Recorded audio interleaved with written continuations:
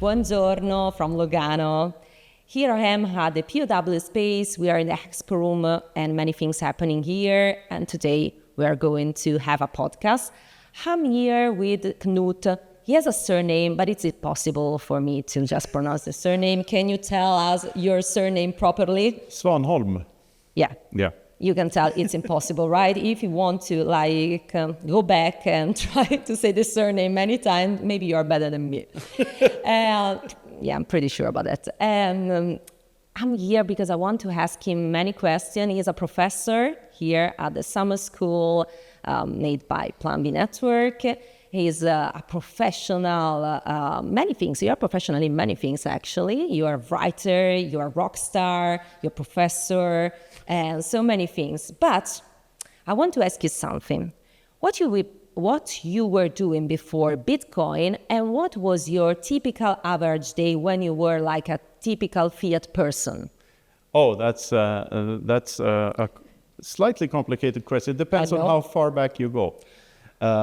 When I discovered Bitcoin, like the first time I heard about it, I was probably working on a tall ship, like sailing around the Atlantic. And an average day for me there would be quite boring, but beautiful. So most days spent at sea, I was on watch. So I had watch duty for 4 hours during the day and 4 hours during the night, and then free time in between those. Usually under a starlit sky or with dolphins and stuff, and just enjoying life on the Atlantic Ocean. And whenever we were in a port somewhere, we spent 6 days there. And the deal was I had one whole watch day, which meant on watch for 24 hours.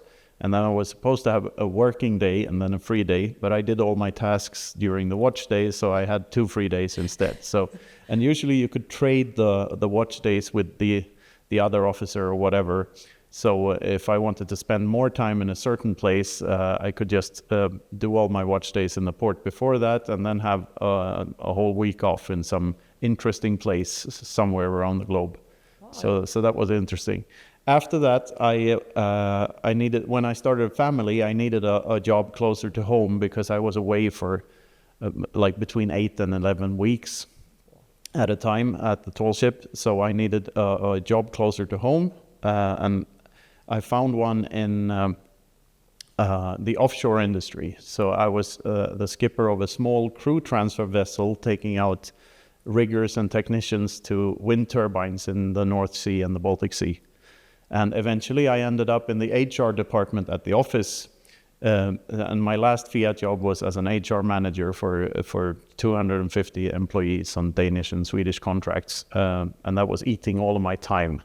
And I couldn't shut down my brain after a stressful working day. So that's where I started writing, or actually I started writing on the wind turbine sites before that, when I had spare time in between getting the riggers to the wind turbine and getting them from the wind turbine. So with no internet connection, I just started writing articles about Bitcoin, and the rest is history. After a while, they started to take off, and yeah, now I'm here in Lugano enjoying life. Yeah, exactly. So it changes a lot. Maybe you missed something of those days, but of course you touched the two of important topics, which are like typical fiat jobs are kind of boring, even if like interesting. There's a lot of stress. And also, plenty of them, they don't get you the flexibility, the time to do whatever you like and to stay with your family. Well, a Bitcoin job, plenty of time, give you that. So how is your day as a Bitcoiner now? I mean, it's way more flexible, but the saying is true. I quit my 9 to 5 to work 24/7 in Bitcoin. Yeah, that's correct. But it's because I want to much more. So I would say the bigger takeaway is that a Bitcoin job gives you purpose. It's something that you can be passionate about, and it's something I really wanted to do, because I think this damn near perfect money is one of the most, if not the most important innovation humanity ever came up with. It's like on par with the wheel or the ability to make fire. So there's much more passion in this, which I couldn't find in fiat. And also we are just like creating these jobs. So we are just adapting and doing what we can do for Bitcoin, what we can do for our family. We are creating the idea of having like a Bitcoin job. And for example, do you wake up and start writing? What do you do typically? Usually the more creative things like writing, I do those in the very early morning. So I wake up early before my family wakes up. Because I learned this from John Cleese. He said that to be creative, you need to not only not be interrupted, but also know that you're not going to be interrupted, which is why it's much more, I think this is one of the main reasons why creativity is sort of, everything goes on repeat nowadays, because we get these damn notifications that interrupt us all the time, and that's why Hollywood movies suck nowadays. It's just rehashing old ideas. I think there's a connection there somehow anyway, maybe not a direct correlation, but that's why I wake up in the early in the morning and do writing and stuff before my family wakes up, because I know they're not going to interrupt me. And nowadays I have my own office too, so it's a bit more of a hassle to get out of the house and into my office to interrupt me. And yeah, and also that's good for me, because when I leave the office, I'm no longer working, and there's a more clear distinction than a couple of years back. So it's interesting. We are adapting our life. Working from home seems beautiful, but it has some challenges, of course, and we are just like discovering that we have to like also put some barriers, because otherwise with passion and doing what we love, we could work at 24 hours, 7 days a week, which is even too much. We can burn out easily, more easily probably. And so I'm very... Also, like to that, like Bitcoin and a more flexible schedule allows you to figure out what works for you. Yeah.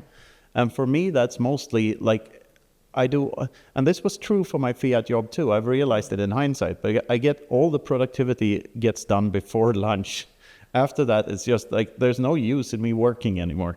Like I still think about stuff, and I do the social stuff after lunch, but I go on long walks, and like I'm not in the office actually producing stuff. That's always before the first meal. The first meal of the day is usually lunch for me. Well, it's technically breakfast. There is no second breakfast, but yeah. So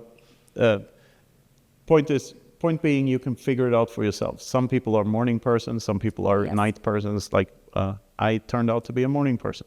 Yeah, I am the same. I think personal circadian clock, internal clock is very important to adjust our day job.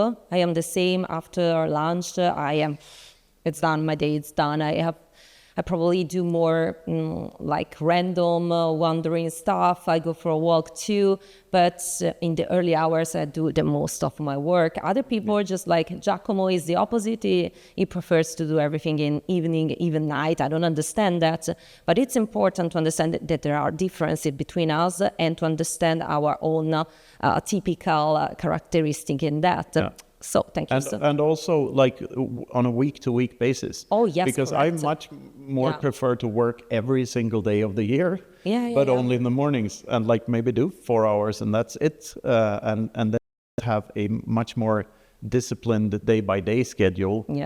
Because I don't see any use, like me waking up early anyway and not doing shit. Like why? I might as well do stuff while I can. Well, I share something that we do also with Giacomo, is just like having one day of the week for some specific topic. We also, since we have many rules and different hats, there's one day more for contents, one day more for business, one day for bureaucracy. We tend to have this schedule around the week, and it's really helping us. We are batching those type of things together.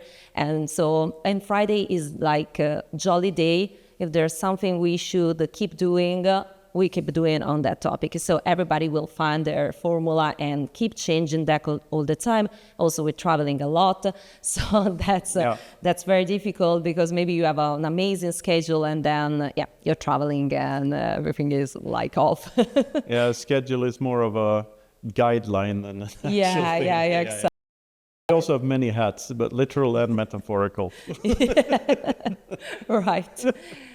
So thank you for this deep dive on your personal life. I think it's very useful for our students and future students to understand how we live differently from like a typical job. And I was thinking also, deep dive on praxeology is also the title of your lesson here, right, in Lugano, that is going to be held during the next day.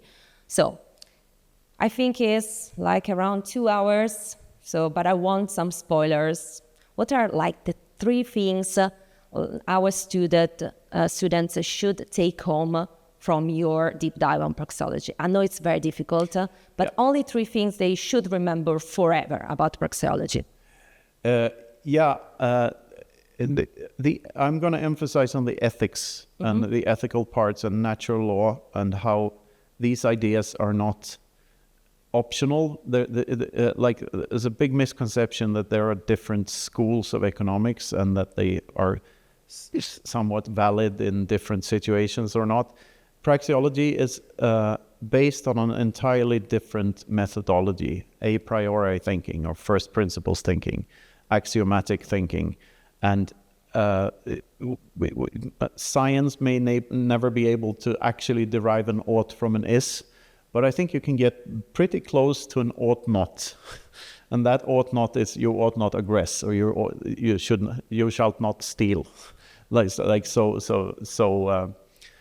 I'm going to focus on that because I see, and I want to be able to adapt this to the people in the room. And when the students introduce themselves, I mean, there's so much brain power. I think the average IQ, it's definitely not 80 in that room. It's like more like 140 or something. So I see a lot of these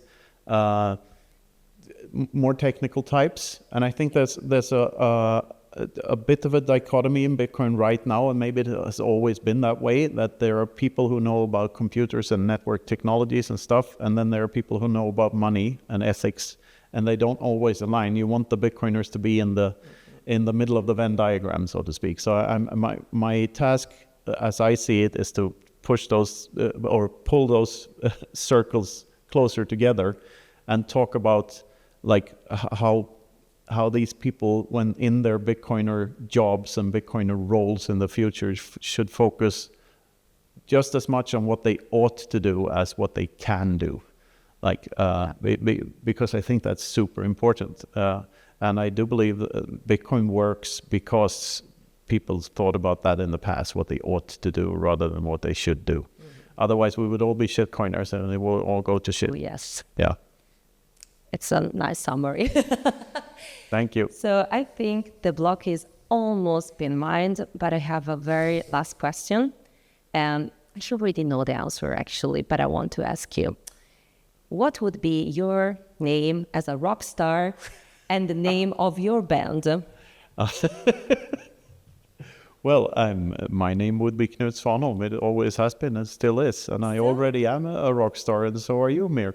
And what was it, Mir and the Argonauts or something? That we already had a band. I used to have a group like Mir and the Jurassic Trio.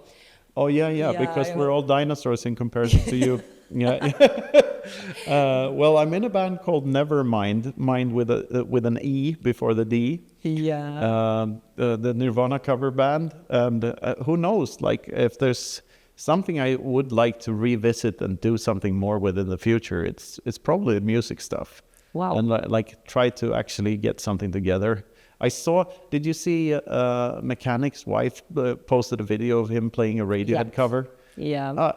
I was like teary-eyed, and I was like, dude, how come we live on different continents? Like, I'd love to jam again. Like, because for context, the first Satoshi Nakamoto was being held in the middle of nowhere in Mexico. I would call it just like the pilot, the first time we played all together, and it was just like magic, of course. And then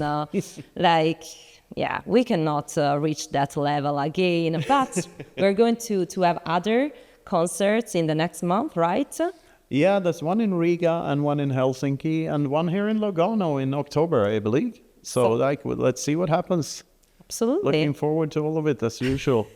We also love being rock star, not only Bitcoiners. I think it's our goal in the end, but yeah, you can tell, but it's our goal. So thank you very much for your time here and motivating our future students, our current students, our curious people. And let's enjoy this week in Lugano. Thank you so much. I certainly will. Thank you very much, Mir.